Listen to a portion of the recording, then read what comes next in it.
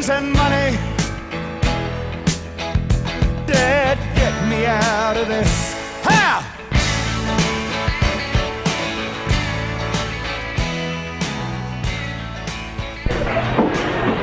Dankeschön. We wait with bated breath to see the results of the Israeli army diet. How did it go, Lunchy? I had to go off the Israeli army diet, unfortunately. They don't have pork in it, I'm afraid, and I had the pork surprise at Sly's place last Sunday. But actually what did occur was I tried to stick to it, but I got below 24 stone and I started getting the vapours. But I can't believe that the Israelis actually go on it, really, because the Arabs could have just walked in and take over Israel if the Israeli army really does eat all that rubbish, because they'd be permanently ensconced in the lavatory block. I should warn people that they should have their pencils out, because we're having one last go at Lunchy's competition, one last attempt to have it make sense. Now, keep it simple, Lunchy, because that's why no one wrote in last week. Sorry about that. But last Sunday, remember, we went off to Sly's barbecue. Look, this is a fair income competition, isn't it? It is. And the prize is? The prize is all the redback beer you can drink, and every Crosno glass in Australia, and an invitation to the Lawyers' Guns and Money Christmas turn where they announce the beak of the year. Tell us about Sly's barbecue. Can you get Sly out of here? I don't like the way he looks at me. It's every week. He looks at me the way I look at a dim sum trolley. Now, look, it was a terrific barbie. I think Sly must be a bit of a yuppie, you know. Everything at his barbie had logos on it. The cutlery had Hilton stamped on it. The side of beef that he barbecued came out in cryo packs with the Department of Defence printed on it. And the beer was in cases with Roland's Catering written on it. God, he does well for a bloke who survives on unemployment benefit, doesn't he? Did you notice that he had 17 cars in his backyard, and he's got at least 20 sets of brand new golf clubs? Now, this week's dining was very, very nostalgic. You know how at night, sometimes after a hard day, and you've been sampling the sponsor's product, and it's nice to sit back and listen to old records, you know, old Beatles records and that sort of stuff. Well, I do that. I went this week back to good old Fanny's, the bistro, which has been newly rebuilt, actually, since I was last there. Remember, they had that monstrous fire in the kitchen when it exploded? Well, Fanny's has got terrific atmosphere. It's such nice people there too. But the food's really excellent, and the service is totally professional. And to let you know what I had, we kicked off with a plate of fresh asparagus with a type of sauce hollandaise on it, which was very good. The main course was a fillet of ocean trout, beautifully charcoal grilled, I must say. And finally, cheese for one, which was in fact more than was required for three of us. And we washed this down with Plantagenet Rhine Riesling. And the thing I really love about Fanny's, though, is the availability of the French Sauterne by the glass. And all this for a mere $65 a head. But I do have a criticism, and I must say it really does surprise me. There's two of us originally ordered oysters, simply plain oysters on a bed of ice with a mild sort of sauce on them. But the waitress went away for some time and came back and said, sorry, now we've run out. Now, I don't think that is good enough for a place like Fanny's. I'm sorry about that, team. And the other interesting thing is that halfway through the lunch, remember Thursday there was a massive cloud burst and a lot of rain fell in a very short time. Well, Fanny's is the only restaurant, ladies and gentlemen, where you can actually have a shower while you eat. Now, the second old friend that we had to go and see yesterday was the famous flower drum. You know, there really is nothing like being at the drum when you've got a good table of about 8 people and the restaurant's crowded and the trade's brisk and Gilbert's there and God's in his heaven and all's well with the world. It's definitely the best and least expensive psychiatric treatment in the world. Now, remember last year I was telling you about Gilbert's very, very distinctive accent. Yesterday, I must say, a practical joke was played on him, and he didn't mind a bit. In fact, he's got a sensational sense of humour, Gilbert. But one of the diners with us was the son of a former Liberal Prime Minister, and I won't mention his name. We'll call him, say, John Grey Bones. And every time he goes there, he calls Gilbert over and orders a particular dish by describing the dish, rather than giving the dish its actual name. And the idea is to prompt Gilbert to say in his own inimitable way the words, fluffy omelette. And believe me, that is a sensation. Now, your intrepid team of researchers, listeners, went out once again into the wilds of North Fitzroy on Thursday night. where we found a restaurant that does win an award. And this award is for the world's most pretentious menu. Now, this restaurant is called Orexis. And just listen to this for an example, without wasting too much time, on the entrees section, which is mistakenly called entrees because it in fact is the starters. We have a dish called Miala Argolomino. Now, this is steamed lamb's brains wrapped in nasturtium leaves, resting in a pool of egg and lemon sauce. $7.50 for that number. And, for example, on the main course, how's this? A Diaphora thalassina. This is an eclectic selection of fresh seafoods gently steamed and dressed with a garlic-scented lemon butter sauce. Eclectic, can you believe it? Now, why this restaurant is a complete failure is this, that it has taken Greek cuisine, which is basically plain peasant food, and in its own context, excellent food in my view, but they've tried to make this upmarket, and they've succeeded really only in creating a very, very pretentious mess. A very, very annoying thing occurred here once again. I ordered a dish from a menu which has only 6 main courses on it, and it was moussaka, which is a basic fundamental dish one would have thought in a Greek restaurant, only to be told, sorry, the moussaka's off. Now, that's just not good enough, and I don't think it's worth the $50 a head, in spite of the dough they've obviously poured into the establishment. We've got a wine of the week. We've got 3 quotes of the week if there's time. Yes. What happened to the wine of the week? The wine of the week's here, but it's out of order. You've thrown me now. Okay, what are the quotes of the week? There's a barrister about the place who does accident compensation who'll be called Chuck. And he's renowned for his Spartan lifestyle, especially in respect of going out to lunch. And one day last week he got back from the lunch and adjournment late, much to the annoyance of the judge and his opponent. He was asked for an explanation. And he said, quote, I went back to my chambers, had my peanut butter sandwich and fell asleep. So it just goes to show you what happens if you eat sandwiches, especially with that rubbish in them. And the other one is a solicitor who is the brother of a very well-known professor of history who makes public comments in respect of racial matters. And this fellow is a gentleman who does like a good lunch, and he was describing the events of the previous day to one of his partners during the week, and the quote was, I went out to lunch and it got dark. Now, the competition, Ross, can you explain it in English? Get the pencils out, right? The competition goes like this. There are 10 separate categories. Your job is to nominate what are the restaurants that Lunchy will put in these particular categories. The neatest, correctest entry wins the aforementioned prizes of inestimable value. No, well, they do get, seriously, an invitation to the Beak of the Year presentation. They do indeed.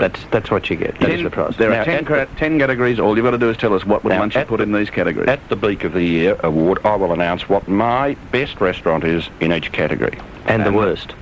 No, just the best. Perhaps for a bit of fun later. Here are the categories. French, Italian, Malaysian, Thai, as in Thailand, Indian, as in Connell, pub, yes, best pub, yes, yum cha, yes, Chinese, in brackets, non-yum cha, yes, country, best restaurant in the bush, yes, and best restaurant interstate. Now, they're not your favourites, they're my favourites. Can you just read them through once more quickly?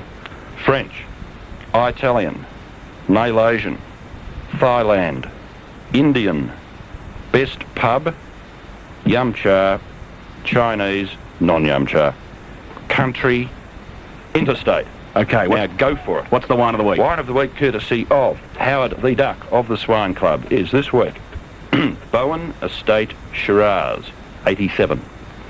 A wine of more generous proportions than Sir Lunchalot. At only $11.20, you don't have to win tats to drink this drop. From Doug Bowen of the Coonawarra. Quote, a soft, fulsome palate is preceded by herbaceous, earthy, farmyard aromas that leap towards the proboscis, cuddling the inner sanctums. Chef Jean-Jacques Wilson of the Assoyne Club believes this wine to be a great accompaniment to his world-famous size 9.5 duck. Mother Superior, Sister Matron Patrick Gilbert, agrees wholeheartedly.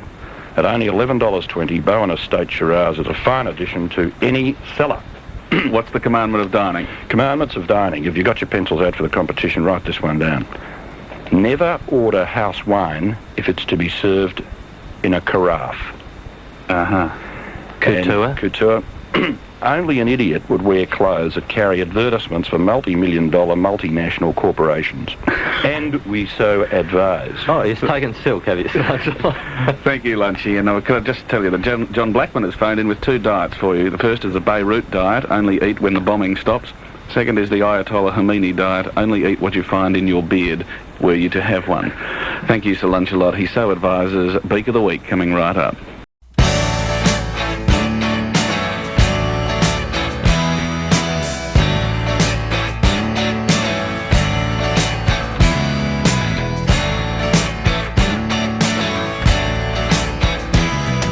I went home with the waitress. El Canto. Dankeschön. Lunchy, what have we been doing? What's happened to your Israeli army diet? No, I've been off that for a while. I've been preparing all week for the Melbourne Cup. Now, for all the international fans who listen to this program out there, I've got to explain what this means. The Melbourne Cup, folks, is a unique Australian cultural event where it doesn't matter what the weather is. A lot of Australians go to a very large car park in a predominantly working-class western suburb of Melbourne in order to have a huge al fresco lunch with tons of champagne. So it's an event that I always go to. It's a bit like the Big M Marathon is to Steve Monaghetti when Melbourne Cup time comes around. It requires, as far as I'm concerned anyway, a great deal of training. And in the last few weeks, I've built up to 7 long lunches a week. And in the last few days, just like the great marathon runners, I've been doing a bit of carbohydrate loading. And then I'll fast from Monday midnight until Tuesday. Fast? Yes, in order for the big event itself. Now, this event does take a great deal of organisation.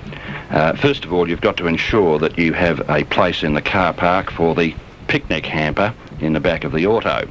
Well, this year I've got a built-in hamper. I've actually got hold of a Safeway refrigerated truck, and that's going to ensure that the food and grog doesn't run out before nightfall. Nightfall on Oaks Day, that is. Now, speaking of these picnic hampers, this morning I popped down to the garage and had a look in the back of the family Volvo, and Lady Gastro's got her little picnic hamper all packed. There's 24 bottles of Perrier water. There are 32 slices of quiche, vegetarian, from the deli in the Toorak village, and half a bottle of Moselle, so her and her 16 old schoolmates can get absolutely blind, gigglingly drunk. Now, you know that Sly always goes to the Cup, don't you? Yes. He reckons it is a terrific place to go because he was telling me the other day, he meets a whole lot of old schoolmates from, I think, a college called Penley. He says they're all dippers. It must be an Italian school, this place.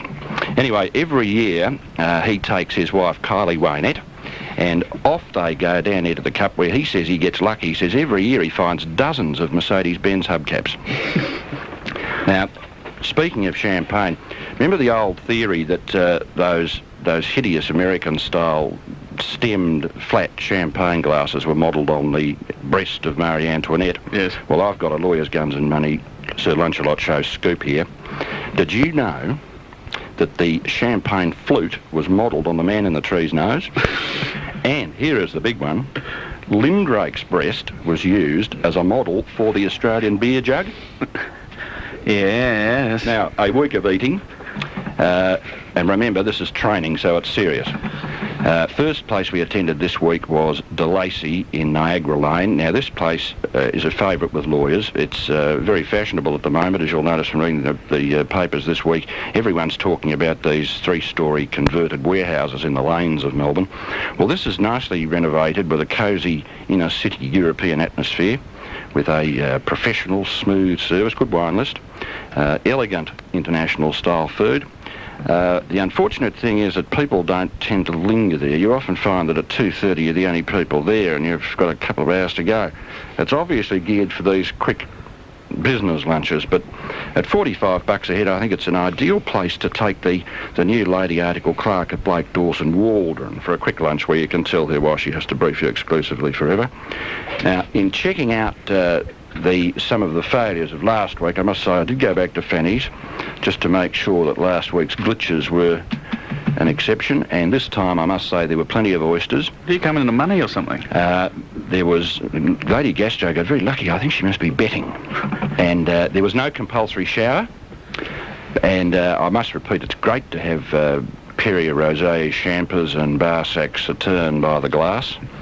But one of the most incongruous things I've ever seen, on the bar, anyone who's been there, the bar into the food servery where the food is cooked bistro style, was a 2-foot-tall, 5-gallon jar proudly announcing the fact that it was Master Foods Caterer's Pack English Mustard. Bad show, fannies. Now, a new Chinese entity has hit Little Burke Street called Shark Fin House. This is, oh bliss, 3 stories with a dining room on each. And on Wednesday, I must say, it was absolutely flat out. Combination of yum cha a la carte, which you can manipulate to keep the price down, and you'd still have something like cray, etc. Good sign was the overwhelming majority of Asian diners there. And I must say, it's the first time I've ever seen a closed-circuit TV in the front lobby so that they can find out whenever a table is being vacated and have plenty of people who are waiting around to get there. $40 a head, including grog, top value. Now, power of the press. Remember last week, or a couple of weeks ago, I think I mentioned the hotel that was canned in the paper, and they've been booked out ever since. Well, last week we went to Cafe Canis in Bridge Road, Richmond, and had an excellent lunch there, thanks to Lindrake.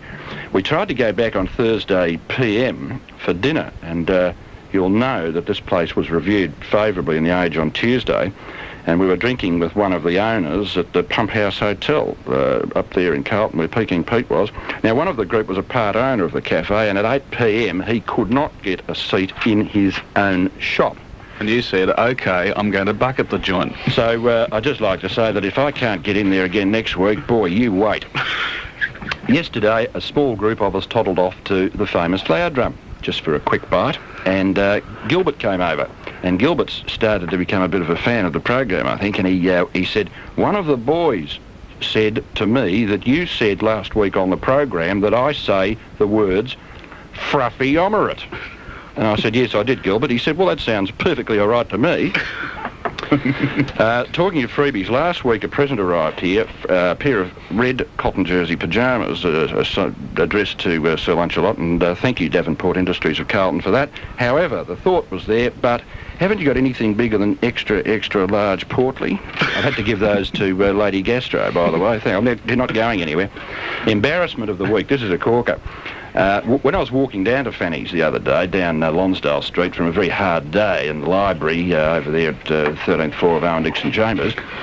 A.K.A. the Swine Club. Yeah, I was crossing Elizabeth Street, and outside Myers, resplendent in luminous tracksuit, was Sporting Supremo, president of the Fitzroy Football Club, Leon Wiegard.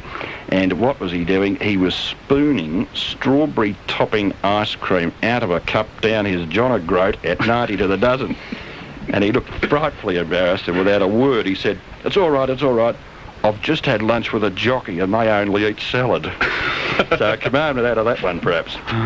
Now, wine of the week? Wine of the week, thank you. Howard the Duck, his wine of the week, and I really do think, Howard, that apart from your spelling, you are out of control completely. Listen to this. Plantagenet Chenin Blanc 89, region Mount Barker, Western Australia. Winemaker John Wade, be related to Doug. In spite of its Western Australian origins, I quote this wine simply oozes tropical Queensland. Rock melon, passion fruit, bananas and pineapples rumba their way along the nasal follicles. Sam Toucan of Fruit Loops fame would enjoy this wine. The palate displays a rainbow of flavours. The fruit/acid balance is excellent. Victorian distributor of Plantagenet wines, the Polish street Tom, what's his nameski, considers this wine to be drier than Dubbo, and suggests one should complement this wine with another bottle or 6. If the wine represents a veritable rainbow of flavours, then the price must surely be the crock of gold. For just a paltry $12, it should not compromise lease payments on the new Saab. Commandments. Commandment of the week. Before that, Ross, can we remind the listeners about the competition? You'd have to be off your head to miss out on a free invite to the Beak of the Year turn, all the Crosno glassware you need to drink all the redback in the world, plus dinner at Chalky's. It's a sensation, and we're inundated with an entry this week. Yeah, I knew it had to happen eventually. Someone has an entry to Sir Lunchalot's competition. And I'm taking him out to dinner, to lunch. I'm taking him home. I'm going to adopt this bloke. Thank you. Commandments. Now that it's summer and you're all appropriately dressed, here's a summer commandment of dining which incorporates couture. When the lunch is over, please think twice before reaching for your new white linen jacket if you have just been eating mud crab in red chilli sauce. And I so advise. Thank you, Sir Lunchalot. You'll stay around for Beak of the Week. You're listening to Lawyers, Guns and Money.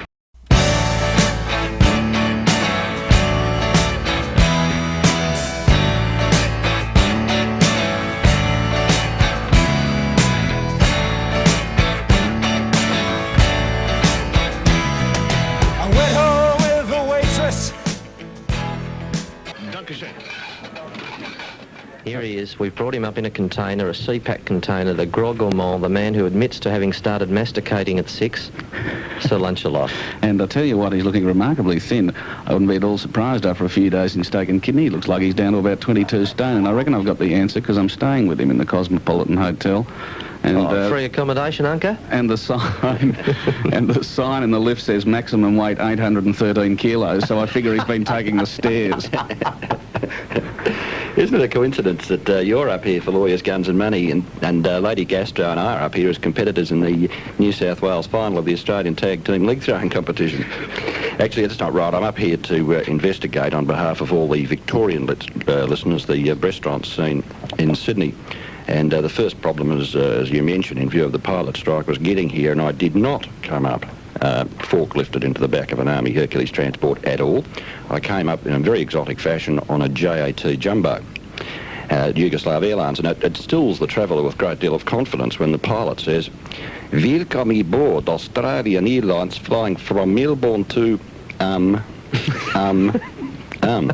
Anyway, the first meal I had was the only edible food I've ever had on an airline, 2 bottles of Coonawarra Hermitage. Fantastic and incredible place, Sydney, isn't it? The people are just a little bit, as Barry Humphries says, COMMON, don't you think? I mean, where else in the world would you see, as I did in Double Pay the other day, a brand new gleaming Rolls-Royce Silver Spur with personalised number plates and imitation chrome wire wheels? Now, that is a fact. Now, the man in the tree, for the first time in his life, almost told the truth yesterday when he said there's not one decent restaurant in Sydney. Well, there is one good one, but it took Melbourne people to open it. And the Staleys, who own Fanny's down there in Melbourne, sorry, where you are now, listeners, have opened a restaurant... Oh, in case you'd forgotten. have opened a restaurant up here called Shay's Oz, or Shay Oz, in Woollahra. And we went there yesterday, and I want to say that it is nothing short of absolutely exquisite. It's a light, airy, spacious place with an open brasserie-style kitchen, a head waiter who manages a very efficient team of waiters, and they can't do enough for you. And I'll describe the meal, if I may. But you've always been a big rap for Fanny's in Melbourne. Yes, I have. And this place is very, very similar and probably even better. The entree was calamari and zucchini in a light tempura-style batter with tomato chutney and fried parsley, and it was just an absolutely perfect opener. And the main course, just to compare with Melbourne, we had the white Indian crispy batter, which is a favourite of Fanny's in Melbourne, and that was excellent. And the man in the tree, to finish it all off, demolished a 3-foot-high soufflé in about 1 second. This was all washed down with plenty of wine. He sniffed it. They've snorted it. Snorted a soufflé. They've got the wine by the glass, the Sauterne-style dessert wine, and we had that, and it's the best meal I've ever had in Sydney, and at $60 a head, I thought that was very, very good value. Now, here's the highlight of the program. Last night, the raison d'etre, the piece de resistance, the reason we are in Sydney. I've been looking forward to this all year. Hold on, have we got the dump button ready? Yeah, you better remember that in April this year, a chap called Marcello Marcabello, owner of a restaurant called the Blue Angel, brought defamation proceedings against Leo Schofield, I think, and the Sydney Morning Herald, certainly a Fairfax publication, for his scathing criticism of the restaurant. Now, just to remind you what he said, here are some of the quotes that were attributed to him in court. Describing the boiled lobster, he said, quote, a charred husk of a shell that contained what might have been albino walrus.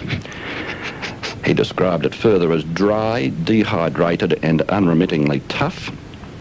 And he said that it was cooked until every drop of juice and joy in the thing had been successfully eliminated. And we went there last night and had a meal, and I'd just like to say, Leo, you were stiff. Now, let me tell you about the restaurant. On arrival, the first thing you notice is that at the door there's a security guard. That's the door of the restaurant. Now, I don't know why he's there. It could be to stop restaurant critics getting in. It could be to stop angry diners getting out. Inside the restaurant, you take a drink at the bar and you are surrounded by vast tanks containing thousands of crayfish, and you could be excused for thinking you're at the Sorrento Aquarium. And all over the wall there are photos of all the famous people who've ever been there. Now, I think there ought to be a commandment out of this. Has anybody ever had a good meal in a restaurant where the proprietor hangs accolades from famous people all over the walls? We'll leave that question open. That question is open. Also, I must confess to breaking a commandment too last night. The first thing that happened when we were seated was that the waiter offered us garlic bread, and we didn't leave immediately. You should have. No, we leave that question open. Anyway, we ordered albino walrus in a charred husk, and surprisingly, it tasted just like grilled crayfish. It's amazing. Now, this restaurant also catered to two of my pet hates. Firstly, we were put upstairs into an enclosed room, and I hate that.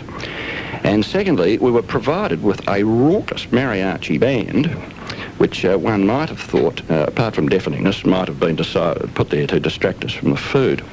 But it's a very, very schizophrenic restaurant.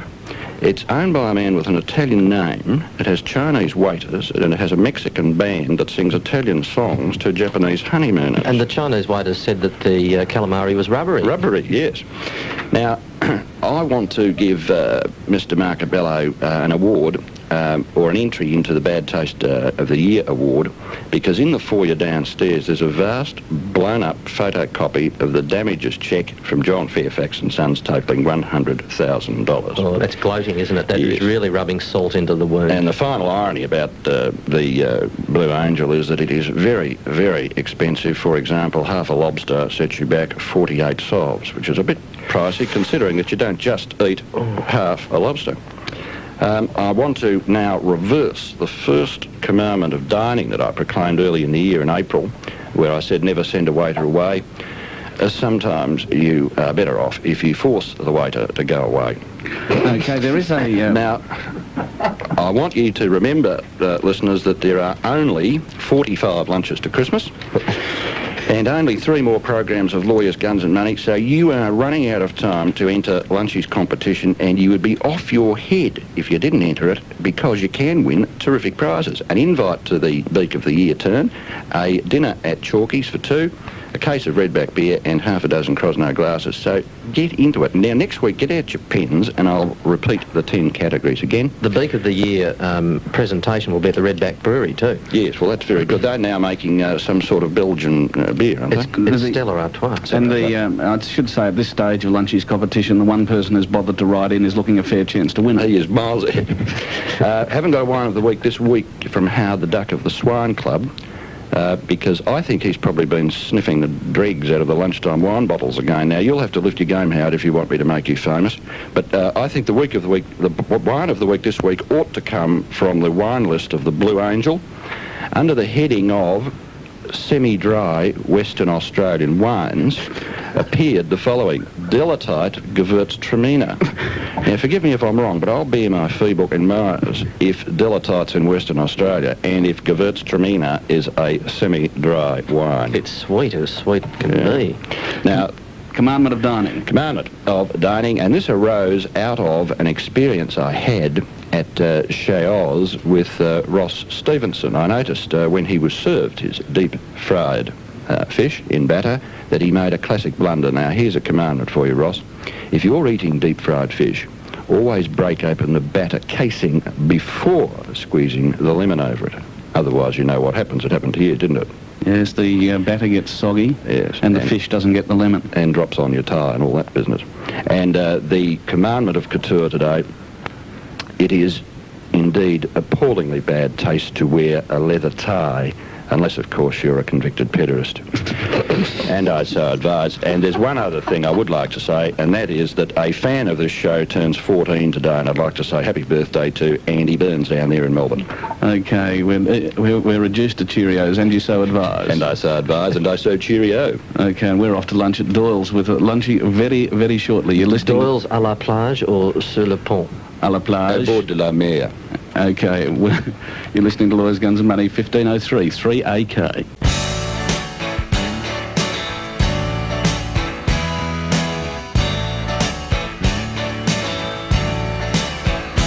I was gambling in Havana. I took a little risk. Said lawyers, guns and money, Dad, get me out of this.